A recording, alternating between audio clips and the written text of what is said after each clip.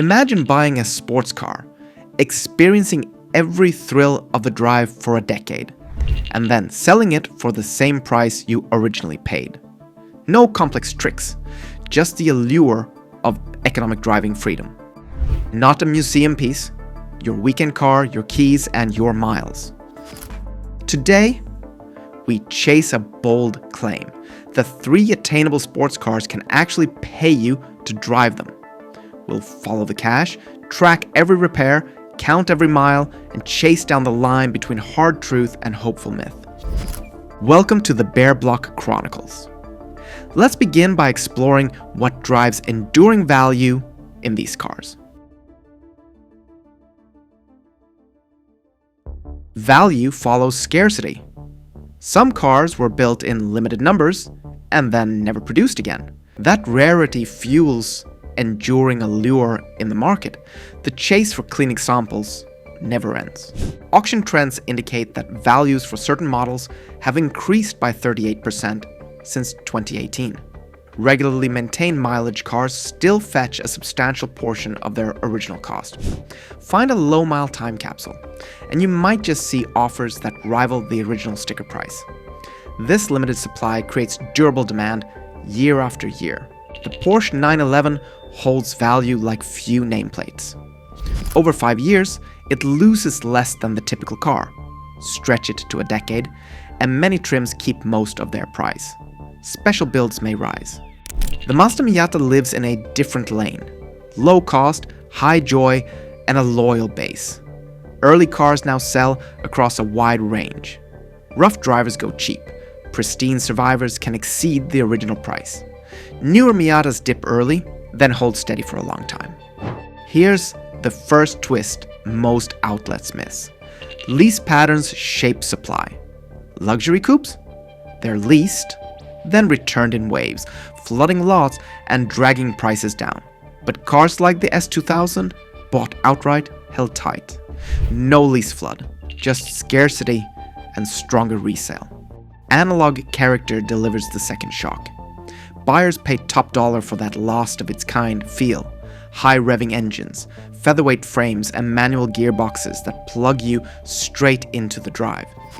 Newer cars might offer more tech, but they add layers between you and the road. The market rewards engagement, not gadgets. One more quiet driver matters. These cars are not daily commuters. Owners keep miles low and consistent. That usage pattern reduces wear, calms risk, and supports higher bids when it is time to sell. Scarcity sets the stage, but discipline decides the outcome. Now let's turn from theory to tactics. Here's the ownership math.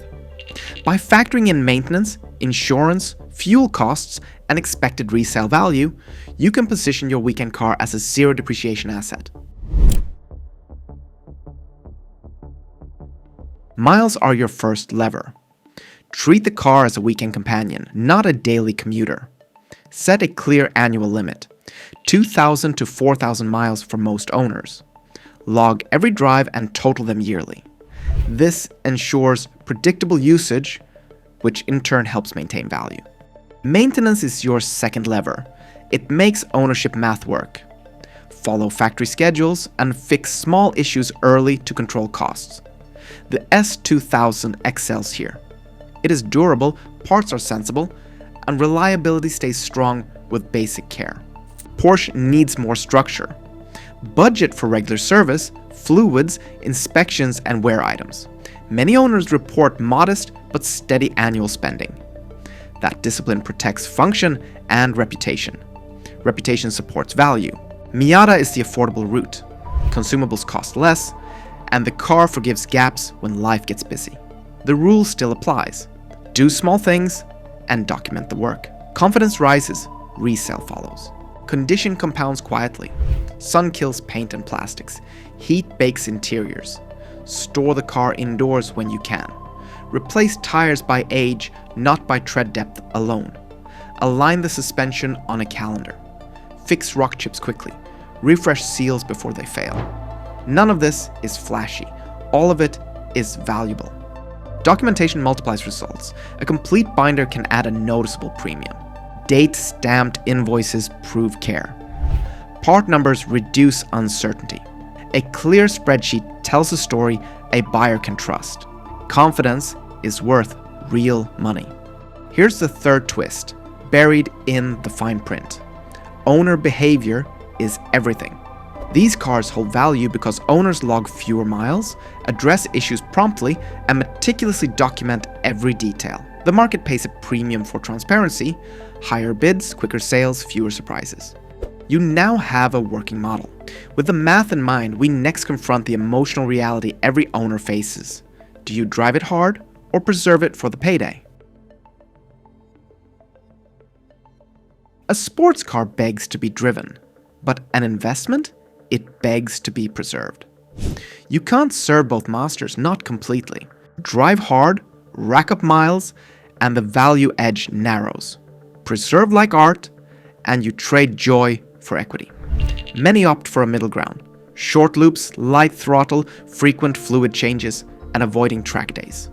That compromise can work. Here's a truth that rarely makes headlines. Zero depreciation isn't the same as a great return. Sink tens of thousands into a car for a decade, and you're missing out on compounding elsewhere. A plain index fund can leave even the savviest car collector behind. The real goal here? To drive for nearly free, not to beat the market.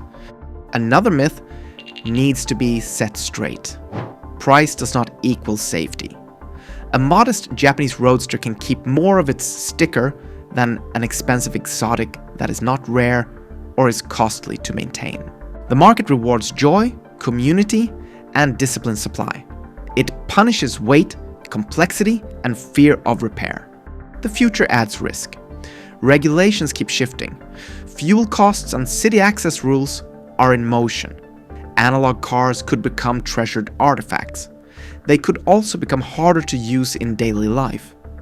You plan around that uncertainty. You do not control it. You've seen the trade-offs. Let's translate theory into a set of actionable steps. Pick the right trim. Choose factory performance packages, manual gearboxes, and classic colors. Avoid heavy mods. If you change parts, keep every original piece in labeled boxes. Set a mileage budget. A range of 2,000 to 4,000 miles per year is a practical band. Log every drive. Consistency matters more than perfection. Create a service rhythm. Change oil and filter once per year. Flush brake fluid every 2 years. Replace coolant on the factory interval. Service transmission and differential on time. Replace belts and hoses by age. Schedule alignment checks twice per year. Build a confidence binder. Keep invoices, part numbers, and notes in order. Add fuel receipts during storage to prove stable fuel and proper cycling. A clear record creates trust. Protect condition. Store indoors when possible. Use a battery tender. Wash gently. Clay and seal twice per year. Fix chips quickly. Refresh weather seals. Replace yellowed headlights. Keep the engine bay clean, not dressed. Manage tires with discipline. Replace by the date code when needed. Record installs and tread measurements. Good tires protect the car and buyer confidence. Time your entry and exit. Buy during quiet cycles. Hold until the model's story turns favorable. Anniversaries, heritage awards, or a disappointing successor can lift bids. Sell with full transparency. Provide a cold start clip with gauges visible. Share a walkaround with paint meter readings. Include the binder, spare keys, original parts, and a clean pre-purchase inspection from a respected specialist. Decide your ratio. Maximum joy means more miles and normal depreciation. Maximum value means fewer miles and strict discipline. A smart middle path is valid. Clarity beats regret. If this guide was useful, subscribe to support more evidence-based automotive coverage and share it with someone planning a weekend car. In the comments, list the car you would pick, the yearly mileage you would budget, and the 2 habits you will commit to that protect value. The best plans help the entire community benchmark smarter ownership. Drive for joy and hold for value.